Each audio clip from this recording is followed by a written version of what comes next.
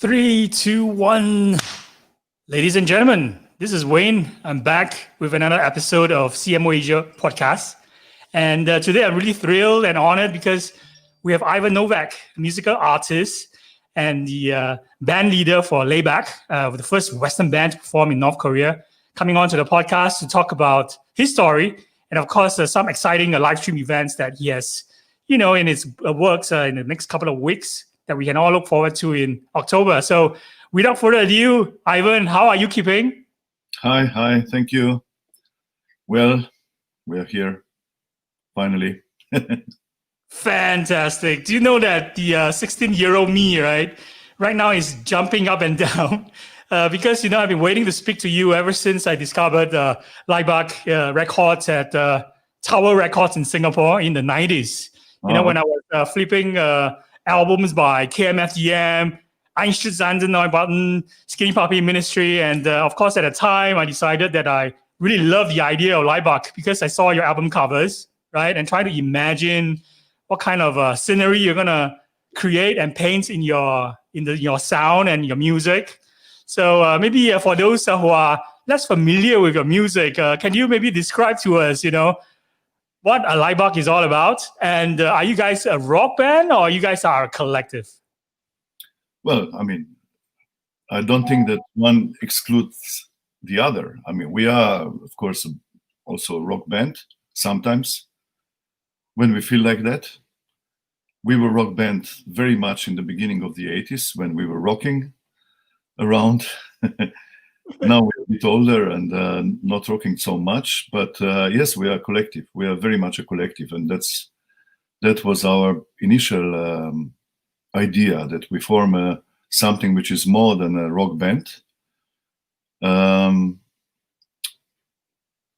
also something that is more than just a regular artistic group. So we are standing in between, and we use the media of rock music very much, and pop music if you want, and mix it with broader thing, with art and also with politics and everything that we could get hand on and off. I think you just summarized for us in a nutshell, what your band is all about, what your collective is all about. And for many of us, especially on social media, right, or in Facebook groups where, I have so many connections on the Wax Tracks Facebook group, on the Laibach group, on those industrial band groups. And we are all, cross-pollinating because the music that we love are similar. And of course, if you like Rammstein, you probably have heard of Laibach. If you are into Einstürzende, you probably love your sound as well. So we all share those fascinations and love, of how you guys approach this, how you guys love to challenge and provoke as well. So I've also done the same, sometimes I'm also like shouting anti-fascist, things, and fascists, even on my social media as recently as last week. We were talking about Donald Trump, for example. So, of course, you guys inspire. And besides a lot of our audiences on this podcast who are marketers, we also have tons of creatives, even musicians as well. They tune in and they check out who are the innovators, and trendsetters around the world. And it's not an overstatement to say that your band has always been visionary, provocateurs, and always one step ahead, musically and politically, have changed minds around the world. Especially, the importance of music in international relations. So we need to start by asking you, this major feat that your band has achieved, being the first Western band to perform in Pyongyang. Tell us about that particular performance in North Korea. How did it come about? And do you meet the objectives of, playing and performing live in front of a Pyongyang audience? Well, we have, as you said yourself, we have a network of fans, and some fans are very much devoted fans. And there was this one person, he still is, Morten Travik, and he's a kind of cultural entrepreneur. He did a lot of cultural exchange. He's from Norway himself, and he did lots of cultural exchange with North Korea because he was interested in the situation in North Korea. So at some point, because he was also a big Laibach fan, at some point we got in touch, and first of all, he did a video for us, which is the whistleblower video, which you probably know. And later on, he suggested that we should try to get Laibach in North Korea. And he said he asked if we were ready to do it, and we said absolutely yes, of course, because we like to go places which are difficult, not only places that everybody goes. And that's why we decided to do it. And the operation Laibach in North Korea started. It took approximately 1 year to arrange all the papers, and eventually, in the end, we were invited by North Korean authorities to get there. That's amazing. That's an incredible story, and of course, we need to ask how that actually happened, because it's like probably there's only like 3 famous people that I know of who has actually visited North Korea. I think from the top of my mind, I'm thinking of names like Dennis Rodman, Donald Trump, of course, and Laibach. So it's like not many people have been there, and it's so difficult to get into the country, right? And let alone to perform there for a live audience. So what was the, push factor for you to actually, want to play there, want to perform there? Was it more like an opportunity to play to a new audience, or you guys feel that there is matching in terms of how your sound is like, and how some of your messages as well? Think probably that it will resonate with the North Korean audience, and they'll be more receptive to your music. Well, I think that first of all, we decided to go there because we were curious ourselves in the country that everybody would like to see, and also to learn something in North Korea, to do the exchange with ideas that we could get in North Korea. So this was a mutual exchange. It wasn't just Laibach coming there, doing the concert and go back home, but we discussed with people. We spoke with them as much as we could, and this was a cultural exchange. I mean, they were North Koreans were involved in part of our shows, either as technicians or organizers, and also as a performance, because beside this major concert, we also did another concert day after at the music school, and students from the music school were actually involved. I'm sorry about this, but somebody is drilling in the house somewhere. No problem. Yeah, we can still hear you crystal clear. So please continue. So that's what it was, and of course we were curious how the North Korean audience is going to react to a Laibach performance also. Did you have any support from the Slovenia state, where your band is from, in getting to North Korea when you became the first Western band to play in Pyongyang? Not really. Slovenian state was actually not very supportive. The foreign ministry in Slovenia even advised all the foreign diplomats, the Slovenian diplomats around, that they should not contribute anyhow to help us to get to North Korea. So but it was really quite easy. It wasn't that difficult to get in North Korea in the end, after we had all the papers, of course. So how well were you guys received in the country? I could imagine that it must be something or somewhat like something completely new to the audience, right? Like there have never been a Western band who have played in North Korea, and they have probably never even heard of rock music before. So I understand that you perform some excerpts or some of your material from The Sound of Music.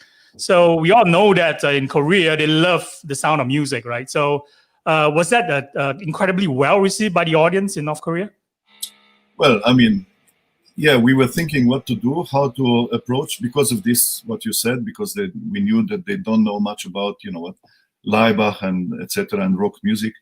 So we were thinking what to do, what kind of program should we present. And really, we always wanted to do something with Sound of Music, which is a film that we all loved when we were children. And it's a kind of appropriate film for North Korean situation. And we knew that they know the film, so we said, okay, let's try to perform this material. Majority of material in what we performed in North Korea was actually from Sound of Music. Plus we did some other songs like, I don't know, Across the Universe by the Beatles, Life is Life, things like that. So I understand that that happened sometime in 2015, right? So you made a revisit, or should I say a second visit to Korea, to South Korea after that, and when there was a film called Liberation Day, I believe. So maybe can you tell us about that film and why fans of Laibach should check out this film? Well, Liberation Day is a film that we actually filmed in North Korea. And I have to say, when we were in North Korea, there was a small war going on, which is happening many times between North Korea and South Korea. And it was this famous war of the sound systems, of the speakers, because South Koreans they have built a wall of sound system speakers, huge speakers on the border turned towards North Korea, and they were presenting South Korean music to North Korea, which is basically not allowed to be listened into in North Korea. So in that kind of time, we have performed in North Korea, but also South Koreans are not allowed to listen to North Korean things. Anyway, we made the film Liberation Day in North Korea, and then this film has been shown in the festival in South Korea later on. And we decided to go there and also to perform in front of South Korean audience, basically the same program as we performed in North Korea. So this was kind of, symbolic unification of both Koreas from our side through the program, through the concert. This is absolutely amazing. And of course, this is a film that we should check out. I'm not sure whether it's available for streaming on your website as well. So I personally haven't seen it yet. So where can we actually have access, or are we able to rent or buy a copy of that film as well? Yeah, if it's if it's available on the Laibach web page, basically on Laibach web shop, which is WTC World Trade Center, so to say. It's available there, and also I believe it's available on in other web shops around the world, including Amazon and I don't know. I'm actually looking at your website right now, laibach.org. So I think besides being able to order, the film, we are also looking at an incredible event, an exciting event that we are all, fans around the world are all looking forward to, which is the 40th anniversary. So maybe walk us through in terms of how we can join this anniversary, via the live stream, as well as what are some of the program highlights that you think will be interesting for not just fans of Laibach, right? For anyone who is interested in the culture as well, and how some of your local cultural groups as well as artists are also part of this incredible program. Yeah, well, this is actually the page that you are just looking at. It's basically dedicated to this 40th anniversary event, which means actually 40 years of Laibach. And we are, because due to COVID, to the virus situation, which is Slovenia is at the moment in complete lockdown, we can only do a live streaming event without audience. And we are actually doing it in the very, very same venue where Laibach started in 1980. And the concert in 1980 did not happen. It was forbidden. And this time it's forbidden for different reasons. It's not forbidden, but again, we are going to perform something without the audience, so to say, in the very same space, which is, of course, a very interesting coincidence. And it's not going to be only Laibach concert. What Laibach is going to do, Laibach will reconstruct the show from beginning of 80s. So first part of our concert will be a reconstruction of the early 80s concert, and second part will be a reinterpretation of the early material. So it's going to be very much for those fans who likes industrial music, etc., etc. And the rest of the bands that they're going to perform on this event, and there are quite many of them, are actually, so to say, they were inspired by Laibach somehow, and they are the local bands from Slovenia who are doing industrial, different forms of industrial music, something which is more futuristic, audiovisual, and some parts are very kind of classical, industrial, if you want something that existed in the 80s and 90s and so on. So it'll be an interesting event. Plus, we have recorded many different additional material that will be only seen on the live stream, which is a story of Laibach, so to say. Something like 50 additional short films from Ljubljana to Trbovlje. Trbovlje is this town, our hometown. Ljubljana is the town, the capital city of Slovenia. Interesting, important points where Laibach was created. So it's really interesting for everybody who is interested in Laibach. Yeah, and I think they should really see this.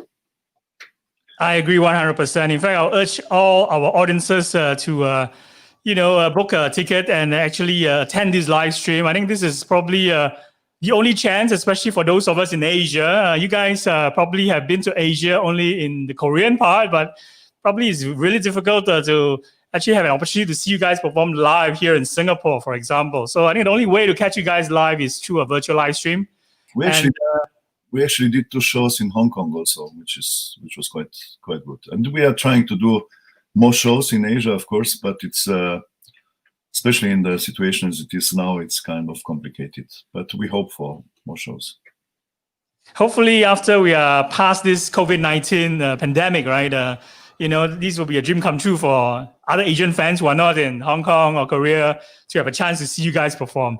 I think we all love Laibach because you guys are not a band in the conventional sense. So just like your program for this live stream is very multidisciplinary. It's like a collective where your different performance or even individual members, right, can do and change according to circumstance, musical and artistic requirements. So you guys are definitely very challenging, demanding, inspirational, and I would even call funny at times, right? I say funny because, sometimes you confuse fans as well by being utterly unique. And I think recently there was a John Oliver piece about Laibach performing in North Korea, and I think that was in 2017, right?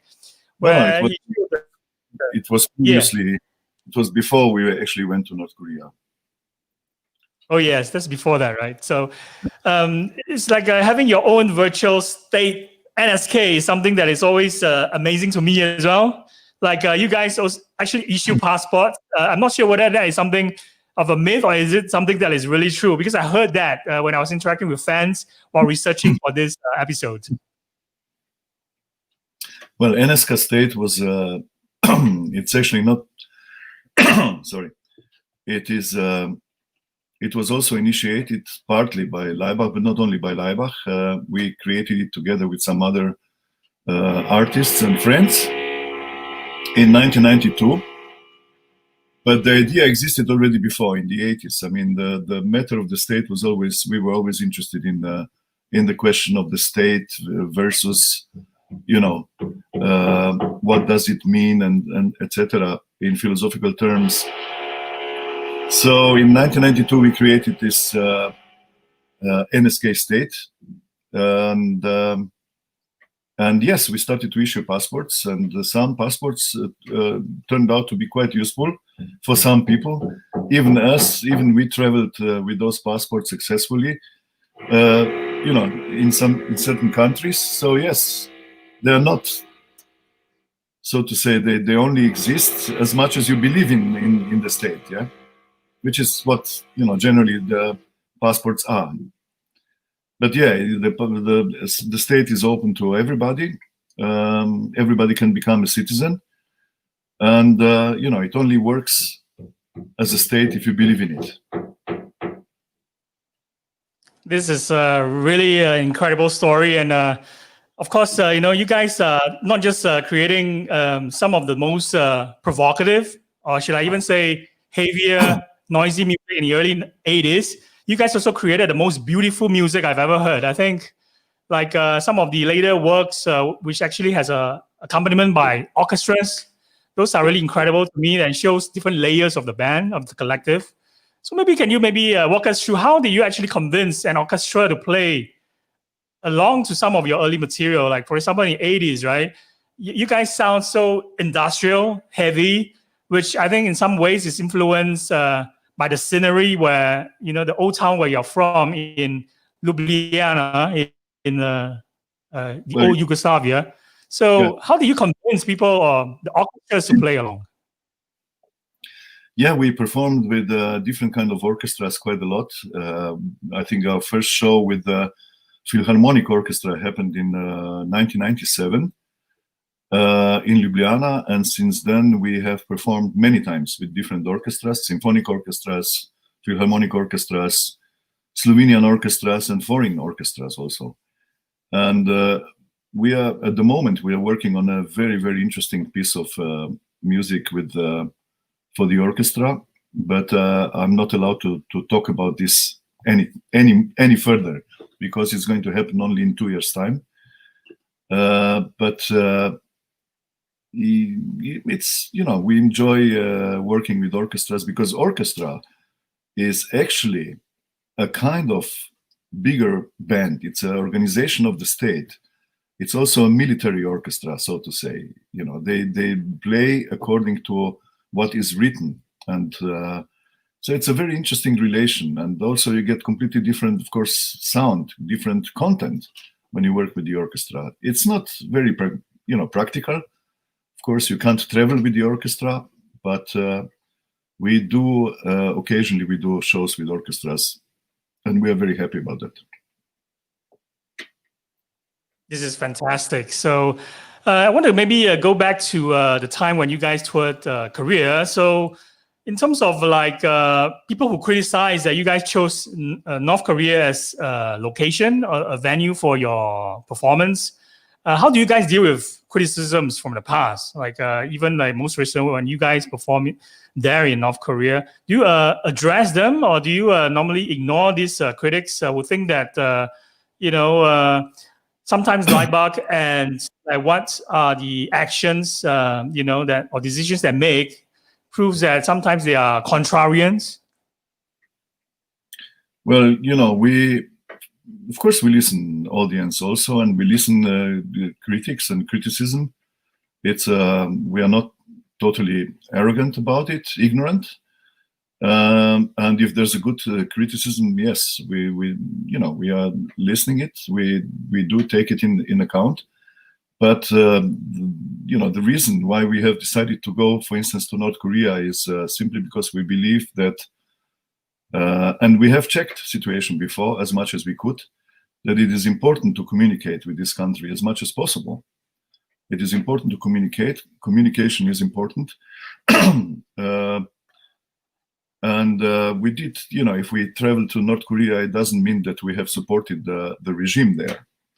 It's completely stupid. I mean, it means that when we go to perform in United States, that we are supporting the regime, not at all, or to, I don't know, Russia or anywhere else. So we are not pro or contra in this respect. We are not a political entity in terms of a political activism. If we would do that, then we would have to be totally strict. Then we wouldn't be able to perform anywhere, because where do we draw the line? Which one is the ethical state, so to say? What is an ethical policy? Even I don't know, Norwegians who tend to, everybody believe that they are very advanced and ethical state. I mean, they are selling weapons around the world and guns and so on. So there is no country that is absolutely pure and clean. And we do have to communicate with you know, when we go somewhere, we communicate with the audience, with people. I mean, I think this is definitely hitting the nail on the head in terms of like why we love Laibach is because other than aspects where there's humor in your messages, in your music as well, you deal with topics like totalitarianism, right? In terms of how sometimes it's turned towards the outside rather than the inside of even like places where you perform like Korea. So it's also very interesting that you mentioned about the States. So was it easier to perform in North Korea than touring the States? Well, at the moment, you know, it's very difficult to tour in the States, especially for us, because we were in North Korea. I mean, Trump was in North Korea, but he's still a president in the States. Yes, we were in North Korea, and it's a big problem for us to go to the States because they wouldn't allow us to go, probably. But we were in the States many times, and I have to say that at the moment, well, the past few years, it was getting more and more difficult to actually go there and to tour in the States, because the situation there is very, very complicated. It's difficult. It's very much divided. States of America, not United States of America. And we are, of course, very worried about the situation that is happening. I mean, we did a film in the States, the film, the Laibach touring the States, and you can also find it on the net, and it's called The Divided States of America, and it has been released, I don't know, 10 years ago or something like that. You know, I don't know exactly when, but it exists. It's one of the tours that we did when Bush was still the president. So in a way, it's much easier to go and do another show in North Korea than, you know, performing in the States. That's really fascinating. I think that's probably one of the more surprising things, you know, that I've heard so far. And of course, this is the reality of the world that we're living in right now, where, you know, certain nationalistic, you know, decisions by countries will result in, you know, even having some form of artistic expression or music performance being made more of a challenge these days more than ever. So it's fascinating to hear that. And of course, with the COVID-19 pandemic as well, right? How is the band dealing with COVID-19, and how are you guys adapting, evolving, and growing this period? Obviously, the live stream shows that you guys are, again, adapting really well and one step ahead as well, and delivering performances virtually. So are you guys also working on other projects and growing as a band, as a collective during this period as well? Yeah, I think that, I mean, live stream, it's not something that we would like to practice because it's very, very complicated. We are, you know, the live stream that we are preparing now for the 23rd of October it's going to be very professional with, I don't know, 6 cameras and, you know, the all kinds of the crew. The technical crew is huge, but there will be, of course, no audience in the venue. So it'll be very difficult to perform. And it's not something that we would like to repeat. On the other hand, the situation is not very good. It doesn't look very good right now. But we are, you know, working on the many new projects. At the moment, we are finishing another 2 double albums that should hopefully be released in the first half of the next year. And we are working on some side project albums, which are, you know, not major albums, but also important historic albums. You know, many new projects, and hopefully we will start do some exclusive tours next year again, maybe in May, if not, then in September, October. So there's a lot of new stuff to look forward to. And, maybe a live recording of this upcoming performance is also possible? We'll see about that. I mean, we have lots of material that we have to release first. So this is going to be a very exclusive thing, and we'll see if it's if it's going to. I don't know. It's hard to say at this moment that we are going to put it live. Maybe yes, maybe not. But this is for sure. The whole event will be very, very interesting because there will be 7 hours of music and performances and films and specially recorded material and so on. Can you tell us who is in the current lineup? Is it still the 4 members as stated in your manifesto during the 80s? Just 4 core members. Has Yes. there been any member changes for this current lineup and this upcoming performance? And tell us more who are in the band right now in this moment. Well, the thing is that when we started the band, we said the band is much bigger than the individuals that they're, creating it. But of course, if an individual want to work with such collective as Laibach is, he should put aside his individuality a little bit and submit to the collective, so to say. And it's written in our manifesto already that the members are interchangeable, so to say. So we have these 4 symbolic members: Saliger, Dachauer, Keller, and Eber. These are the symbolic names, symbolic members. But within these 4 members, everybody who works with Laibach is, so to say, hidden. And it doesn't really, it's not. Of course, it's important who works with us because we choose people very strictly and so on. But the thing is that that we work with different people for different projects. If you're asking if some of the original members are still involved, original in terms of those members from the early 80s, yes, they are, as much as they could be. Some of them are, some of them are not, for many years. And the new members are coming out. The new generation is coming out. Laibach is much bigger than it's big as an idea, and it gets, you could say everybody is Laibach, so to say, everybody who is involved. So it's not. I'm just I'm not a band leader. I'm just a speaker. I'm so to say a guy who is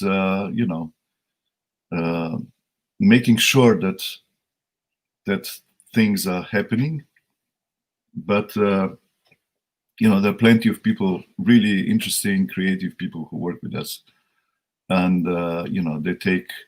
they're learning from the older members and bringing new ideas, and that's how the band is still evolving. And I think it's really important that you guys are continuing to do that. And there's many more decades of more creative work and the projects coming out from you guys. So we are all looking forward to what's coming out next. Laibach is also often cited as an influence for many rock bands, even many industrial rock bands, a new generation of rock bands as well. So it's definitely an influence that I think is very obvious. I was recently in Germany. I think I was in Gelsenkirchen watching this German band called Rammstein. So, of course, the parallel is regularly made between the bands, right? Between Laibach and Rammstein regarding the aesthetics and the deep male vocals that both groups share. So, of course, the respective backgrounds as well, originating from former socialist countries. So, what's your opinion about Rammstein? I think you did mention, I think, earlier interviews on other media that you consider them, as a how should I put it? Maybe a younger version, or maybe the adult version of Rammstein is actually Laibach. Do you still stand by that opinion? Well, we said once that Laibach, that Rammstein are Laibach for the children, so to say, which is not entirely correct, because they have huge audience. It's a huge band. It's basically one of the biggest European bands at the moment. But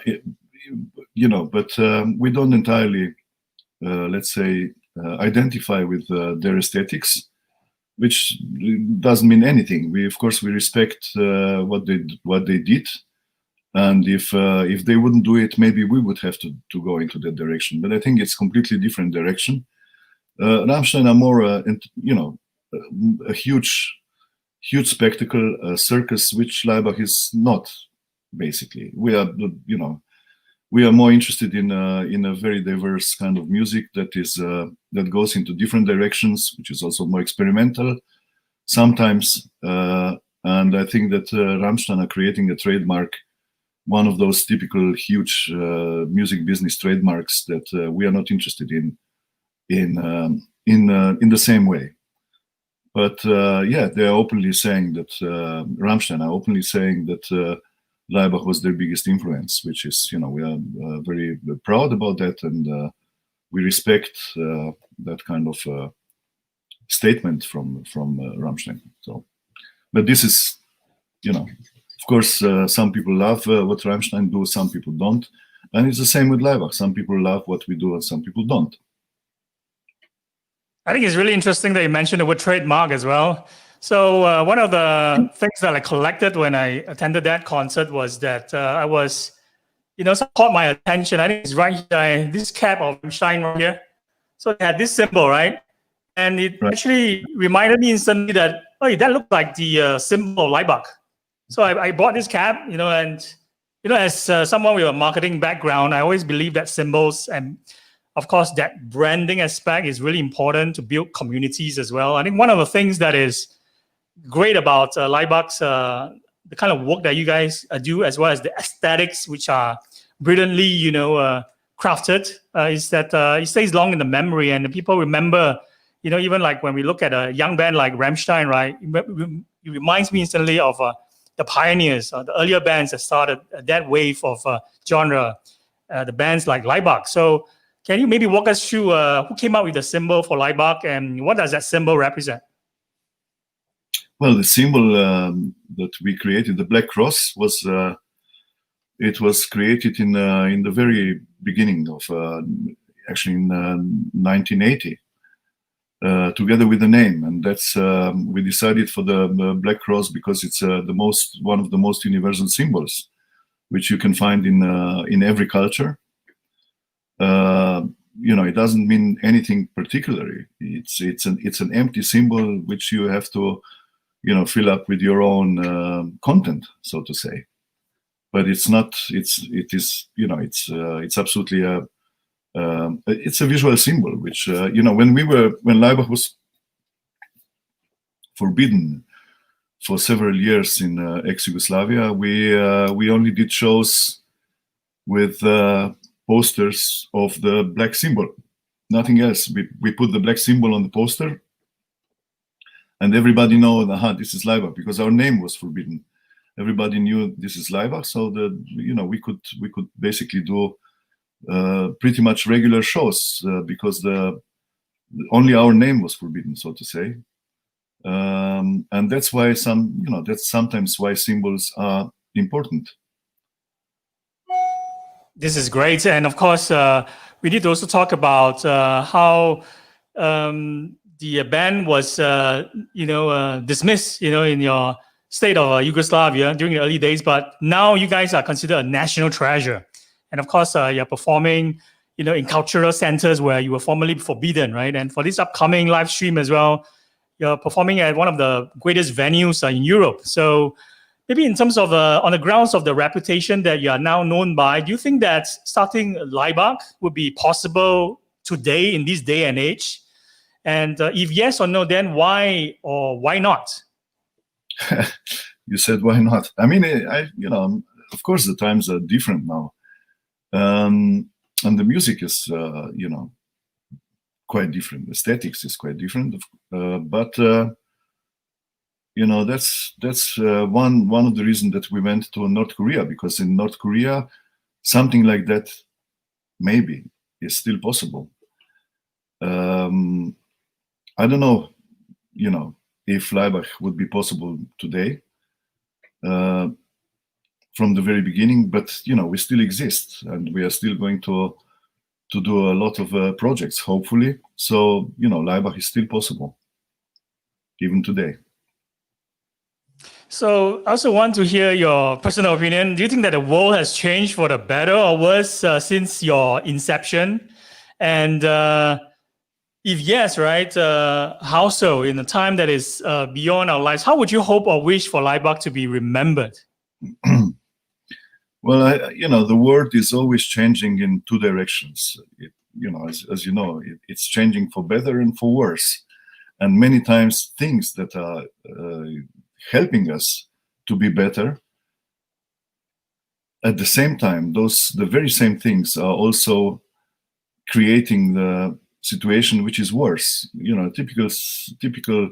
Typical tool, for instance, is the mobile phone that is giving us a lot of opportunities, but it's also enslaving us. And the internet itself, the World Wide Web. When it started, we said, "Wow, this is going to be a huge opportunity for development of music." But now suddenly, the very same principle is enslaving music.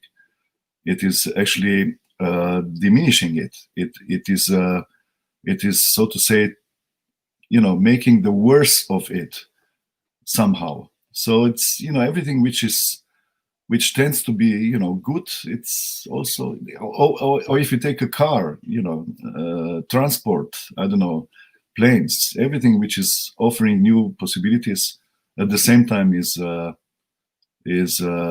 having a really usually bad side effects, which are bringing situation to a worse. So I think it's we are in a double track. It's maybe the world is going to collapse, or maybe it will survive. I think in the end of the day, it very much depends on all of us. How are we going to use this technology? And we should do it in a very selective way. So how would you hope or wish for Laibach to be remembered? I don't care. We don't care. As much we're still around. I think people should use us as much as they can for their own good. And what will happen after, we don't really care. This is a brilliant answer, and I think it's a perfectly splendid answer as well. So we just reached the 40th minute mark. I'm so sorry that I overrun this podcast. I tend to do that, especially when a guest has many interesting, captivating stories, and the conversations are effortless. So I just want to wish you happy 40th birthday to your band and your bandmates, to all of you. And you guys have become national icon in your home state now. So, and you have dedicated followers all over the world, not just America, Europe, Korea, but in Singapore as well. So hope that you guys will carry on to forge the future for as long as you want. And I really recommend our audience to check out your live stream, and of course check out the website and some of the incredible videos that you guys have also put out previously. I would really recommend the Sound of Music, and of course the Whistleblower video, which my internet friend Ryan Jackson, shout out to him, recommended this video to me, and it was a very moving and positive video. I feel the message in that particular video. So thank you once again, Ivan, for coming on to the podcast, and I hope you have a successful live stream, and I can't wait to see the live stream performance. Thank you very much. Thank you. Thanks. Thank you, Ivan. Goodbye. Bye. Cheers. Cheers.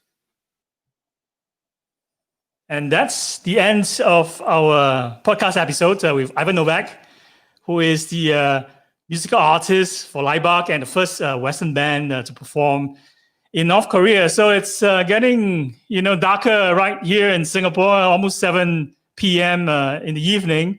So I just want to give a last message before I sign off. So as usual, it'll be great to have you guys subscribe to the podcast. We are on Spotify, Google Podcasts, and Apple, of course. If you are subscribed, you'll automatically receive, and episode will be downloaded the moment we publish a new episode on our podcast. So please leave a comment and your review as well. It means a lot to us. So I have another podcast coming up later on around an hour's time with someone who is quite famous in the marketing field, Scott Brinker, who is from HubSpot. So stay tuned for that. I'll see you guys shortly. This is Wayne signing off. Cheers.